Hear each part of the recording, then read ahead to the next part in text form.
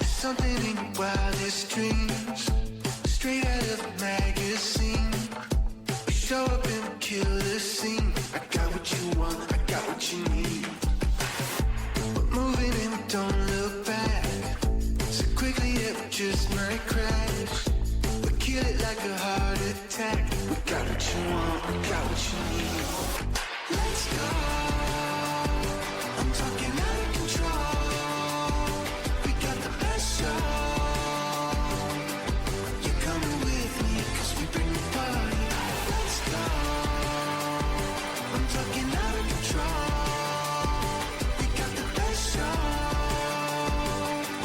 You're coming with me, cause we bring the party.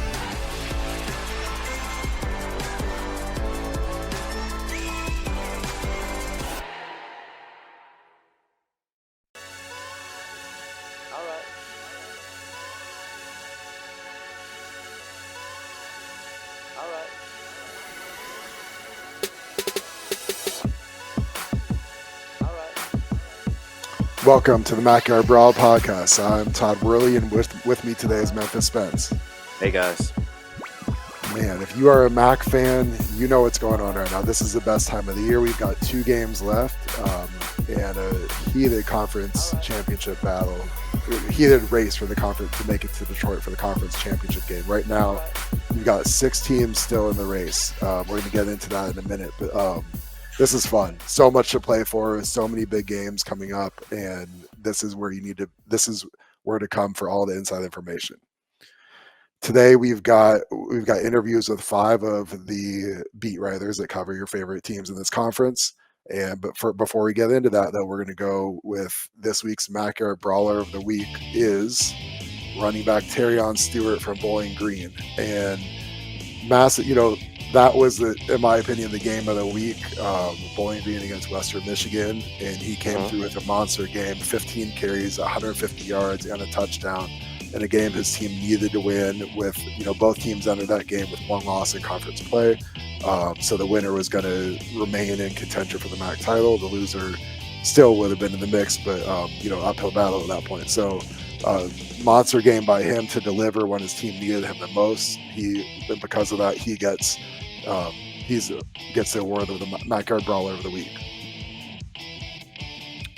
And we, like I said, so in the standings right now, we've got, with 12 teams in the MAC, 6 of them are still alive to make it to Detroit. You've got sitting with 1 loss at 5-1. You've got Bowling Green, Miami of Ohio, and Ohio.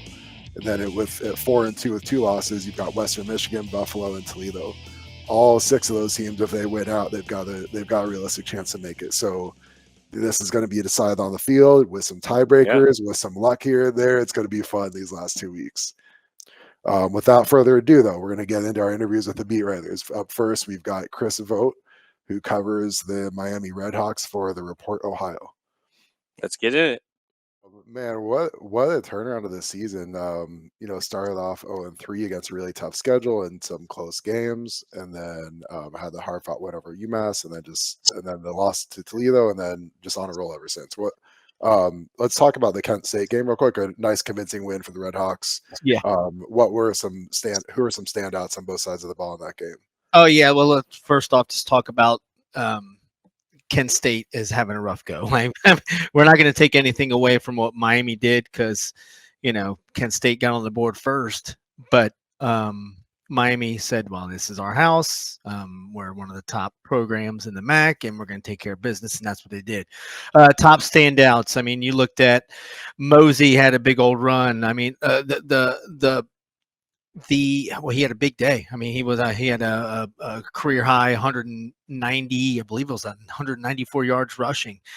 So Mosey was the guy. He was the guy we talked to at the end of the game. He got things going there. It's so reassuring to see the rushing game going, just because it takes things out of Brett's hands and it makes him more comfortable back there. Opens up a lot of things that way. But it just seemed like the Redhawks offense was able to take advantage of kind of a lackluster Kent State program, and that's where they're at right now. I mean, they're defeated for a reason this year, and Miami exposed that pretty decently well throughout the game last week. That's part of being a good team, though, is when you play a team you have a matchup advantage against, you exploit that and put them away. That's what the Red Hawks did. And then, so one thing that's so impressive, obviously from a wins and loss standpoint, the way the Red Hawks have turned it around, but then also like early in the season, I know there was a really big struggle on offense. First of all, the offense had a lot of fits and starts and consistencies, but then the running game was non-existent for a while, and then here you go, fast forward to late in the season, and Keon Mosey's rushing for almost 200 yards. Yeah. I mean, I think that was the main thing that Coach Martin was trying to figure out, and that's, get a little substance behind his offense. And take things away from Brett Gabbert's hands. Gosh, Brett Gabbert's playing in his sixth year, but he's also gone through whatever he's gone through in terms of injury wise. I mean, you can name it. He's gone through it. So I think that was the biggest thing that Coach Martin was trying to get into the scheme, was trying to figure out a running game. And you've got three fantastic rushers too. You got Mosey, Brunson, and Davis, that they can get in there. All of them have their own small little features there that, Brunson's going to be your bruiser. Davis can be your third down back as well if you've got Mosey out there. So you can run a 2-back scheme with just about anybody out there. But yeah, I think that's one of the main things offensively. And unfortunately for the Red Hawks, they're sitting 9th in the MAC. So, just looked that up, and I said, man, where's Miami right now? They're 9th in the MAC, and I get it. I get why they're 9th in the MAC, and that's because the slow start at the beginning of the season. And it goes to show that their defense has sort of been carrying them this year. Offense has been working off the defense, but the running game is where it's at. And I actually looking at it this way: when you're going in, you're playing BG on Tuesday, and you're playing Northern Illinois to wrap things up for a possible opportunity to go to the MAC championship game. Your offensive unit's going to have to step up rushing wise, and those are the two top defenses that you're going up against in the MAC, and that's BG and Northern Illinois. So you're going to have to see all phases of the offensive game step up for the Red Hawks if they're going to really actually want to get to Detroit in December. So this is such a big game. In Miami, you start off 0-3, tough losses against Power 4 opponents, close games, all of them, and then Notre Dame, the final score wasn't close, but they gave them a battle though. And then you get to, and then you beat UMass, but you have a tough loss at Toledo. But then ever since then, these guys have been on a roll. And so the way that Coach Martin has kept them together, I know after the loss to Cincinnati, I believe it was, he made the point. He said, it's hard. Like his biggest goal at that point was to keep them together, keep them believing, because a lot of those guys came back for this. They won the MAC championship last year. A lot of veterans came back for one. They wanted to repeat, and then at that stage of the season, it's like, man, maybe we don't have it this year, and that's easy for that type of doubt to creep in for the players. He prevented that from happening. He kept them together. That's such an impressive coaching job. It's like you look on the surface, the MAC champions from last year, they're in position to potentially win it again this year, and that's not surprising. But given how their season started this year, and then the way he kept them from getting derailed and kept them on track, and then now they're on a roll. So this game again, this by no means, is that going to be an easy game against NIU? And so NIU is going to be coming in trying to play a spoiler. It's going to be a fun one to watch. Oh yeah. Up next, we've got Kyle Rowland, who covers the Toledo Rockets for the Toledo Blade. So let's talk about it. So Wednesday night, the Ohio Bobcats come to the Glass Bowl for a huge one. The winner stays alive in the MAC championship race. If Toledo loses, they're out. If OU loses, they would need a lot of help at that point. So talk about some keys to the Rockets coming out with a W on Wednesday. Yeah, I mean, like you said, I mean, just a monster game. I mean, Toledo for sure out. I think OU, excuse me, is really in huge trouble if they don't win. So, somewhat of an elimination game. Ohio, I just find them to be truly remarkable. They lost so many players during the offseason. I mean, like their entire two deep was just pillaged. I did not predict them to do well at all this year. I was dead wrong about that. I think, I mean, it doesn't get much attention because it's the MAC and they've lost 3 games. But I mean, Tim Albin, I think it's one of the 10 best coaching jobs in the country this year. To have the amount of roster turnover they've had and to be as good as they are, their position, 2 games left to get to the MAC championship game. Bravo to Ohio and their coaching staff. And not only that, but if you look at the stats in the MAC, I mean, they do everything pretty well. I mean, I have not seen the point spread on this game yet, but even in Toledo, I mean, I'd be hard pressed to not make Ohio a favorite. Just the things they're good at that they can prevent, cause issues for Toledo. I think it's kind of a problem. Toledo has to have a run game and on Wednesday night to win, in my opinion. Ohio's got a great rush defense. I think that's going to be a problem. They do well basically in all phases of the defense. So I don't think Tucker Gleason's going to have, an easy night throwing the ball. I don't think the weather is going to be particularly good either. That could perhaps impact things. It's going to be cold. They're saying maybe there could be some precipitation. Defensively, I mean, I think Toledo can hold up, but they've been, kind of susceptible against the run this year. OU runs it really well. They've got a dual threat quarterback who is one of the biggest reasons why I think they're good. I mean, it's just so important to hit on a transfer quarterback, and Parker Navarro from UCF. I mean, they hit on him. Maybe better than the quarterback that's starting for UCF. So, yeah, I mean, I think it's going to be a really, really probably a good game, but a very difficult game for Toledo. Yeah. You mentioned Parker Navarro out of the portal. They also got Coleman Owen, the receiver out of Northern Arizona, who has had a huge year. And so, yeah, when you have to replace so many guys, you've got to hit on their replacements, and they have. Credit to them. And then, so to me, there are a lot of similarities between the programs where they're both impressive from an evaluation standpoint in terms of who they bring into the program. Then they coach them up, and here they are. They're on a roll. Toledo's on a roll, and it's going to be a fun one. Yeah, I mean, I definitely think confidence. You mentioned Toledo being on a roll. It had been a while since they got on a winning streak. Obviously, they're on one now. I mean, I think they feel pretty well. I mean, you came out of that Eastern game with just an unbelievable fourth quarter. Then you play well essentially for 4 quarters against Central Michigan. So you've stacked up, 5 straight quarters. You're feeling good about yourself. You have a home game at senior night. Jawan Newton, Maxon Hook are 2 guys that really come to mind that have been so vital to the Toledo success here these past few years. It's their final home game. They're play inspired, perhaps kind of lift up their teammates. I don't know if there's going to be a pregame speech involved or anything there. But I think it's just going to be a dynamite game. It's going to be a great scene. It's unfortunate. I mean, it's happening on a Wednesday, cold night. There probably won't be a ton of people there. But nonetheless, I mean, it's a massive one. And then if Toledo wins, you kind of wait and see, how the cards fall the following week. So a big one for Toledo, playing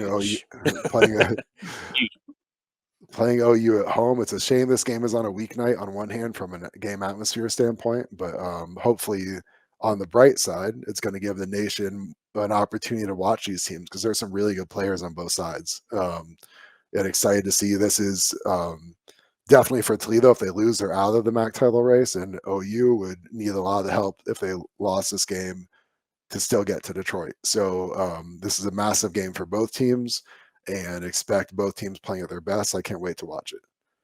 I think Tim Albin has something for Toledo, man. I'm getting a feeling. I'm asking around. I'm getting a feeling. I'm like, I think, and he's really good at scouting. He's one of the coaches in the MAC that's really good at scouting and seeing exactly what you do best and try and take that away. And he's been fairly good at doing that this year. So I don't know. This is going to be this is for all the marbles. This is for a trip to Detroit.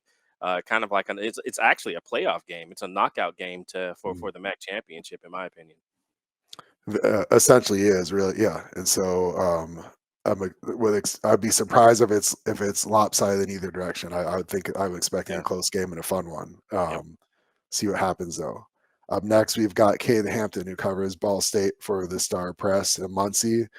Let's listen in. Obviously, as we know, Mike New, from Ball State's head coach, we were recording this on Sunday, and Yeah. Mike New was fired yesterday morning as the head coach, and we're going to hear what Cade has to say about that.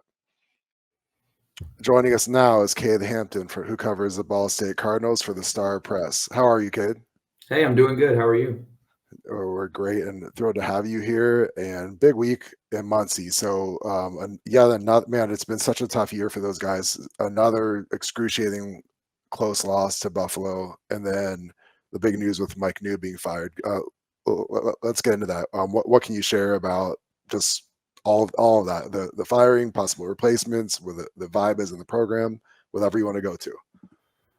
Yeah, I mean, obviously, yeah, with the news, he was fired yesterday morning. I think it kind of felt like, I'm not going to, I've only been here since September, so I'm not going to pretend I was very well versed in the program and what was going on with it before I got here. But from what I could gather, the vibe I have gotten in my short time here was that this was kind of a make or break season for Coach New. And then with the Buffalo loss not only being as brutal and just like crushing of a collapse as it was, I think the fact that kind of knocked them out of bowl game eligibility, I think that was kind of always going to be like the threshold for Coach New this year, and limited in the fashion that they did.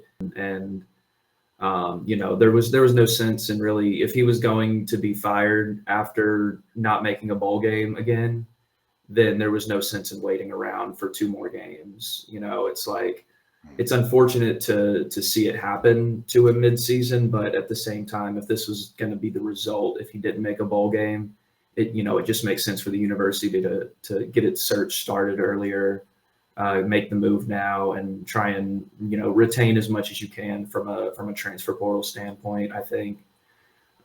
So yeah, I mean, it's obviously it's not, it's an unfortunate situation anytime a guy gets fired like that, but I mean, at the end of the day, the results matter, and the results the last 3 seasons, ever since the 2020 MAC championship run, I mean, it's just been on a decline ever since. So it's yeah, I mean, it was a crazy day yesterday. I know there's going to be some moving pieces around here going forward, obviously with the new coaching search, the team, you have to expect that people are going to transfer out, because that's just the natural progression of things. So yeah, I mean, it's crazy for me from my perspective, but I think everyone kind of might have seen this coming at this point. So man, great info by Cade. He's obviously it's his first year on the beat in Muncie covering Ball State, and he got thrown into the fire. And he's doing a great job. And so, but you feel bad for them because, I get from the university standpoint, the athletic department standpoint, you're not going to make a bowl game. That's disappointing. But not every season's the wins and losses don't always tell the whole story. And so when you see a program trending the right way as the season goes along, you see a program, they've had some games they just essentially gave away on one hand, but on the other hand, they've been close losses. It hasn't been a team just getting steamrolled by conference opponents. So it is a business, and it's a shame to see this happen. Would have liked to have seen them give him at least a chance to finish the season, and then if they win 2 games or what, who knows. But it's a shame that he's on his way out. But I know Cade's going to be all over the coaching search, and we look forward to hearing what Ball State does. Joining us now is Patrick Eakin, who covers Bowling Green for the Sentinel Tribune. How are you today, Pat? Good, Todd. How you doing?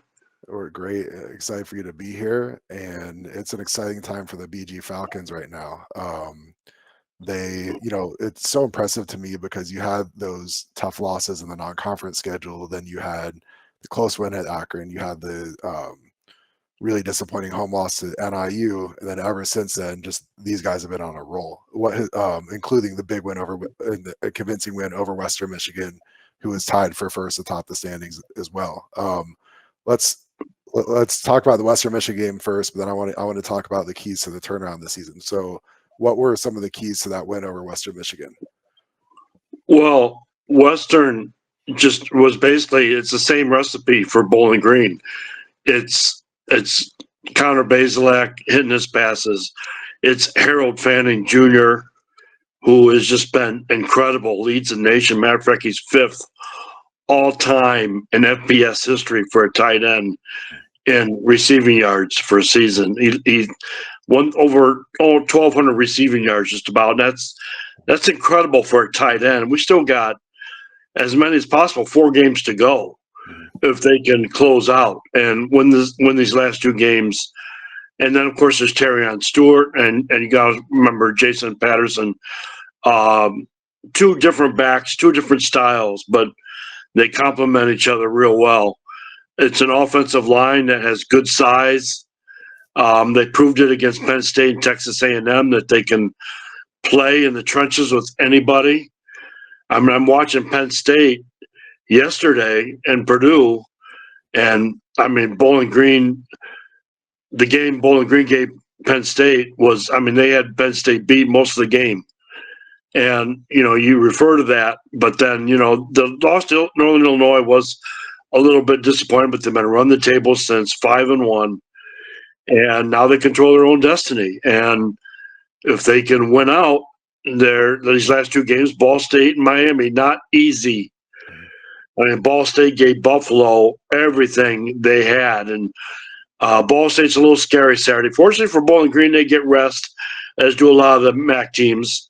Now that MACtion's pretty much over for most teams, they get about a 12-day rest. So, but Beachy's doesn't even seem to be banged up at this point. So Leffler's having his weekly press conference tomorrow, so I can't relate anything to you from that. But I don't see a lot of issues except for a couple players that have left the team, and that was weeks ago. And Leffler said he would address that after the season. So. It's just a team that's come together and they enjoy playing. They enjoy playing with each other, and it's just been, none of those wins were all really pretty, but the Western Michigan game was.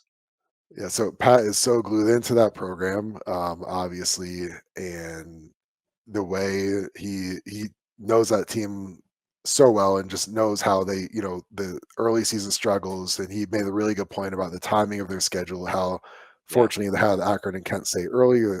So when they weren't playing their best, they weren't losing those games. They were able to pick up wins despite not being at their best. And now they are at their best, and now they're on a roll. And so against what they've been playing against the top competition in the MAC. So 2 big games coming up though. You've got Ball State, and then you've got Miami of Ohio. BG needs to win them both to get to Detroit for sure. And then with losing one of them, could still get there, but would need some help. And so going to be really interesting to see how that all plays out. And last but not least, we've got Rachel Lindsay, who covers the Buffalo Bulls for the Buffalo News. Oh yeah, the Queen of Buffalo. Let's do it. Really big win for Buffalo. This time of the year, any win's big, and to get an overtime win against Ball State. Let's dive into that one. What were some? That was a wild game and a big win for Buffalo to stay alive in the MAC championship race. Let's dive into some of the keys to that game.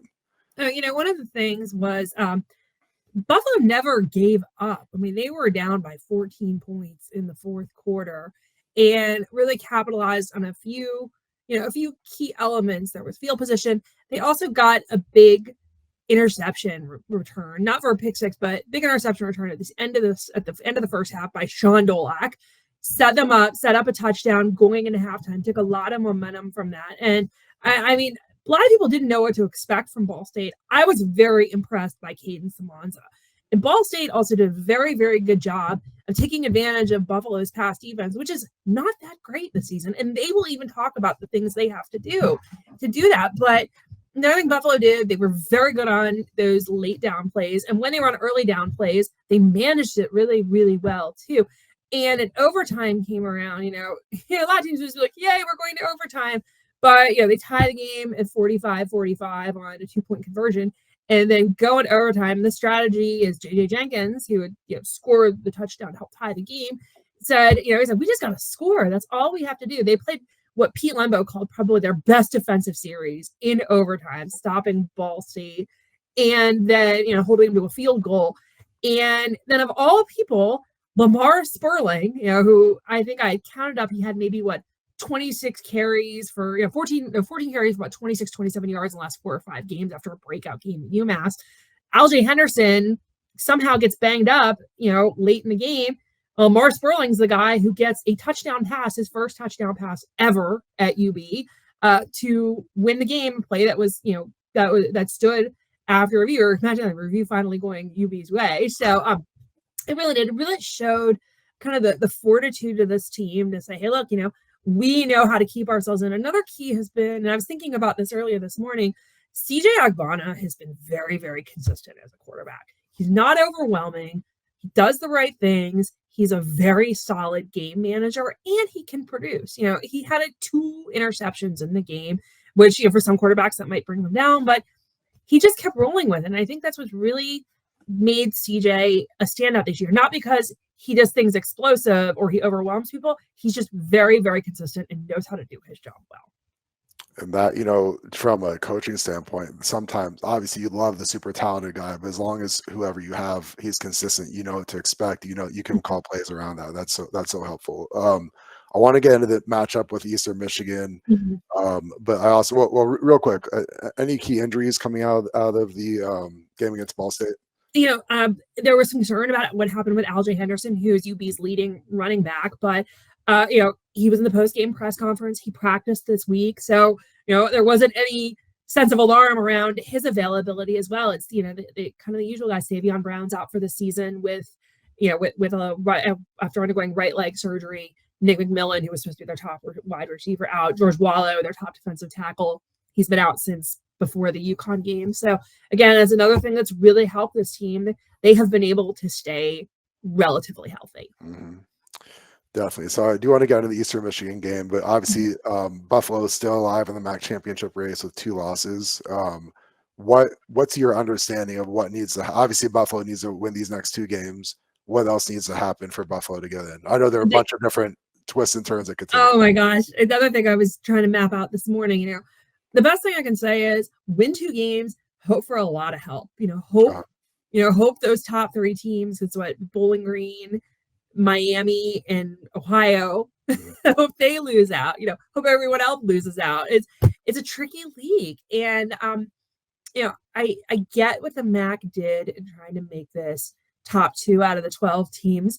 For some of us journalist types and fans at home, it's pretty confusing. So yeah. I feel like, no disrespect to the conference office whatsoever. I'm like, wow, they kind of did this to be like, oh, look, we're going to have everybody noticing the MAC now. But I think it's great for a talking point, and I think it's great for a conversation piece. But we could see this come down to tiebreakers here, whatever happens. And we don't have balanced schedules anymore. UB is not playing Miami this year. UB is not playing Bowling Green this year. UB is not playing pull one out of a hat Central this year. And who knows what's going to happen next year with Massachusetts coming in. So I think this is kind of be par for the course, not just this year, but for the next couple of years until the MAC says, hey, let's try something new. But there are a lot of outcomes that could happen. And Toledo is almost in the same position, not just tied with UB for 4th in the conference.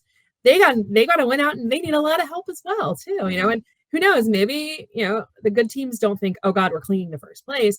They got to figure out what they got to do to make sure they're in the hunt for that MAC title as well, and MAC title berth, I should say. This stage of the season, you're in MAC and you're in a conference title race. You got to win, right? No matter how you get it, you got to win. And so that's what matters. Survive and advance at this point. And they did that against Ball State. So now, can Buffalo do that? Keep they're bowl eligible now. She made a really good point. Don't be satisfied with that. You're still in a conference title race. If you beat Eastern Michigan this week, and then that has to be the focus. Get a win this week, improve your bowl positioning, whether you get to Detroit or not, for the MAC championship game, but also keep yourself alive in the race for the MAC title. So interesting to see how Buffalo can play this week. It's going to be interesting because, and I'm going to have to become an expert at tiebreakers. I know all of our guests are going to become experts at tiebreakers over the next couple of weeks, just because this is one of those races that are too close to call. You're looking at them like, I don't know which one of these teams are going to end up in Detroit, and I don't think they do either. Yeah. And it's a very maybe people are going to be looking at the Mac now and saying, I mean, because Mac action, Maction is really good during this time of year, but sometimes it's not meaningful. Now every game counts, we're going to see a furious race to the finish. And I'm honestly can't tell you which one of these teams is going to end up in Detroit. But Buffalo has as good of a shot as anybody else right now. So I mean, like, how many conferences can say a 12-team conference? You can say we've got 6 teams with 2 weeks left in the season that have a realistic chance to make the championship game. Right. That's so. Who knows if it's going to play out like that in subsequent years if the league keeps its current format? But at least this year it's made really exciting. But it is, like, to your point, like from a tiebreaker standpoint, it's so confusing because you look at Yeah. from like for example, we've talked about Toledo with Kyle Rowland about this that if they went out and BG beats Miami, then Toledo wins a tiebreaker over Miami, and Right. Toledo would likely play BG in the championship game. But hold the phone because Buffalo beat Toledo. So if Buffalo wins these next 2 games, what happens with? I actually don't know if it's a 3-way tie for a second between I don't know. Miami, Toledo, and Buffalo. I don't know because I think Miami Exactly. won.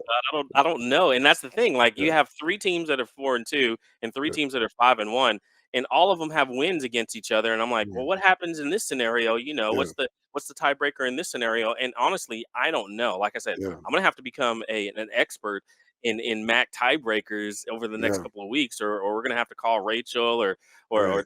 we're gonna have to do something to figure it out because in the next couple of weeks, every one of these games matters, and every one of these games is almost like a playoff game in of itself. The Mhm. playoffs have really started in the MAC to see exactly, who's actually going to get to Detroit and play for the championship. So you're facing that essentially elimination game pressure each week right now, where these teams know they absolutely Every have to week. win. So Yeah. because even the teams you look at, Miami, BG, and Ohio are all tied for first right now. But if any of those 3 teams loses a game, they could be in huge trouble. So I mean, Yeah.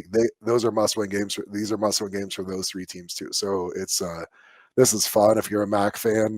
This is what it's all about, to have this many teams still alive this late in the season, and Yeah. can't wait to see how it all plays out. And that is a wrap for us. We thank you all for joining us. We can't wait One to thing. see how the games. One thing we have to tell you about the Mackyard. I can't forget about this. The Mackyard Brawlers Club, guys. Believe me, if you're not in, you want to be in. You can get in now, and you can actually talk to us in the off season. That'll be fantastic. You want to get information on some of these players for the NFL draft, or what team might be scouting them or looking at them. Sign up today. Just scan this QR code, become a member, and start asking Todd and myself some questions, and we'll get you answers. We're both journalists. We'll get you answers. Todd's also a scout, so he has an inside track on a lot of stuff. But he'll be able to actually get you some information that you want to know if you become a member of the Backyard Brawlers Club. Anything else you want to add to that? No, just you said it. Like, we love this conference and we love interacting with the fans. So if you want us to put us to work for you, like we'll if you have a specific question you want us to ask, we'll ask the beat writer to ask the head coach in the press conference your exact question, or the star QB or whoever it is. So you can get your question asked in a live press conference, and and you'll find out the information that way. Guys, for Todd and I, all the help that we get from this fantastic beat writers, my colleagues from the FWAA. I'm Memphis Spence.